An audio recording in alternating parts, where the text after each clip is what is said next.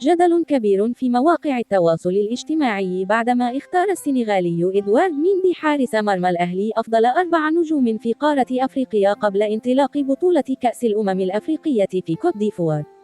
المفاجئ أن ميندي اختار كل من كاليدو كوليبالي مدافع الهلال، الإيفواري فرانك كيسي، المغربي ياسين بونو حارس الهلال، والنيجيري فيكتور اوكسمين. هذا الاختيار جعل جمهور الأهلي مندهش من عدم اختياره لزميله في الأهلي رياض محرز.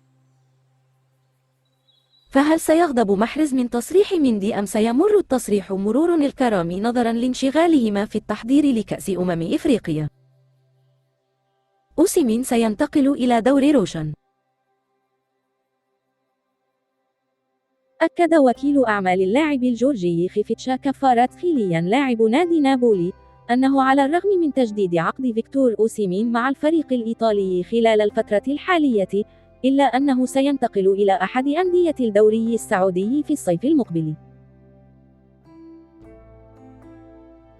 وكيل أعمال فتوح بالطبع قريب من دائرة صنع القرار داخل نابولي، نظرا لأن موكله وأوكسمين يرتبطا بعلاقة قوية منذ الموسم الماضي، وبنظرة على أحوال فرق الصندوق القادرة على شراء اللاعب سنجد التالي: 1. الهلال لا يحتاج اوكسمين لوجود متروفيتش. 2. النصر لن يتعاقد مع اوكسمين في ظل وجود رونالدو. 3. الأهلي يحتاج للتعاقد مع مهاجم مثل اوكسمين. 4. الاتحاد يحتاج لمهاجم عالمي لمساعدة بنزيمة. الفريق الذي سيدربه مورينيو الموسم المقبل في دوري روشن. أشارت تقارير صحفية إلى أن المدرب البرتغالي المخضرم جوزيه مورينيو بات هدفا رئيسيا بالنسبة إلى برنامج الاستقطابات ورابطة دوري روشن للمحترفين في الصيف القادم. الجدير بالذكر أن عقد مورينيو مع ناديه روما سينتهي في الصيف القادم، ومن غير الواضح حتى الآن ما إذا كان سيجدد مع ذئاب العاصمة أم لا. إليكم حظوظ بعض أندية دوري روشن فيما يخص إمكانية التوقيع مع مورينيو قبل بداية الموسم القادم. 1. الأهلي قد يفكر في مورينيو في حال إقالة مدربه الحالي ماتياس يايزلا. 2. النصر إن فشل في الفوز بأي لقب كبير هذا الموسم فقد يلجأ إلى خيار مورينيو بعد إقالة لويس كاسترو. 3. الاتفاق سيفكر في مورينيو إن رحل ستيفن جيرارد عنه. 4. القادسية في حال صعوده إلى دوري روشن فقوته الاقتصادية تؤهله لبناء مشروع ضخم قد يغري به مورينيو. 5. الشباب سيكون من أكبر المهتمين بخدمات مورينيو في إطار بحثه المتواصل عن مدرب كبير.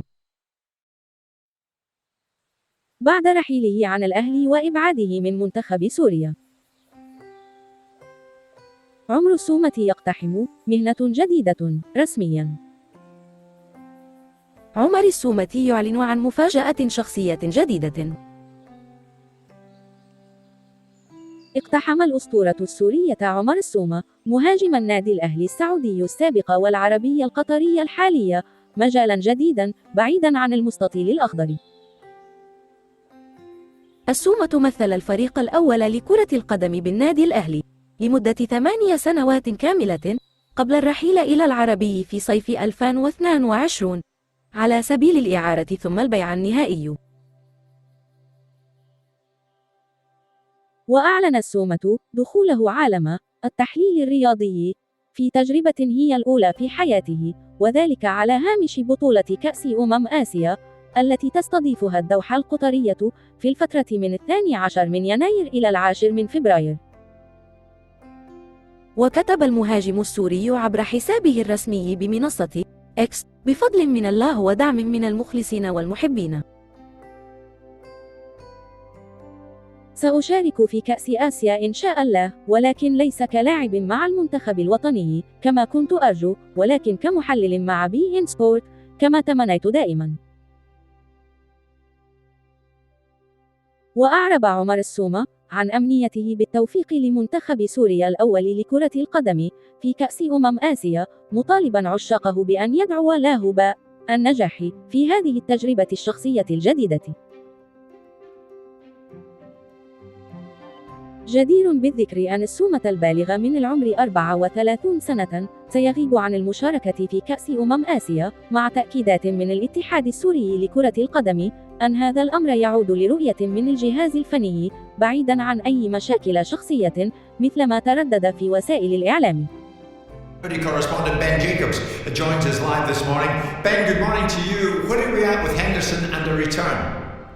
Good morning. There's two sides to this story. One is Henderson, who's away at the moment outside of Saudi Arabia, intimating he wants to leave. That is accurate to my understanding, only half a season into this big money move. And then the flip side is Al-Ittifaq, and the Saudi club claim that they're planning long-term around Henderson, even though he's 33, and that they don't want to sell or loan in this window. A sale is difficult because the Saudi club don't have big budgets and they need to make a profit, and that's not just a profit on the transfer fee, it's on the wages, sign-on bonuses, relocation and so on. And Liverpool have got a sell-on clause as well, which means they'd be looking at 25 million plus to start making a profit. And I don't think anybody is going to bid that and present Henderson with a permanent route out. A loan is also not the preference for Al-Ittifaq, and they haven't yet had any inquiries, but they might entertain it if there's 100% wage coverage. And part of that is because Henderson doesn't play again until the 15th of February and is maybe starting to sweat, therefore, about his Euro 2024 place. So why do you suggest that they need to make a profit? Because Al-Ittifaq are not one of the big clubs. They're not owned by either PIF or Aramco. They tried to get Henderson on a free transfer, and I think there's a lot of bashing in Saudi about attendances, about infrastructure, and that may be fair. But the flip side is this is actually quite a small club in Dammam, and they'll be the second biggest club in Dammam in terms of infrastructure in a few years when Al Qadsiya, where Robbie Fowler previously managed, come through into the Saudi Pro League, get promotion, build a new stadium and so on. So 12 million fee, 8 million is the number that the Saudis claim is the wage. Of course, that's tax-free, so you can say it equates in English terms to a bit more. Relocation, and why wouldn't you want to make a profit if it doesn't I understand that, but it doesn't seem the metrics of Saudi football at this moment in time is predicated upon profit. Are you saying, I just picked up there, are you saying that he's on £160,000 a week? Is that what you're saying his salary is? The Saudi side, and I suppose we should put some scrutiny on this, maintain 700k a week is incorrect, but 8 million is the number, but obviously he pockets all of that 8 million if it becomes tax-free, so you could equate that to more. So the idea that the idea's been flashed around in the Western media of him being on £700,000 a week and getting the taxable benefits of being in Saudi if he's there for 2 years is nonsense. So going to your point, he's on £8 million a year. He's on a £12 million transfer fee. If they sold him for £5 million and took him off their books, they'd be saving something like 15 million in wages, wouldn't they? They'd be saving the money, but I think their logic is more, regardless the ministry, who don't mind losing money, the club itself are so tight from a budgetary point of view. To give an example, they would hypothetically try for Firmino, but they can't afford those wages. So yes, to your point, they could get Henderson off their books. Maybe it frees up a little bit to bring in another player. But I think they're looking more at the fact that they need to, if it doesn't work out over such a short period of time, make something financially and basically get all of their money back. And that's why in a permanent transfer, the valuation of Henderson would be in excess of 20 million. And that factors in the fact that a small amount of the profit goes to Liverpool as well because of the sell-on clause. It's interesting, Ben. The impression I get here is that Henderson might end up having to suck it up because it's not that easy getting out of there, having gone in there in the first place.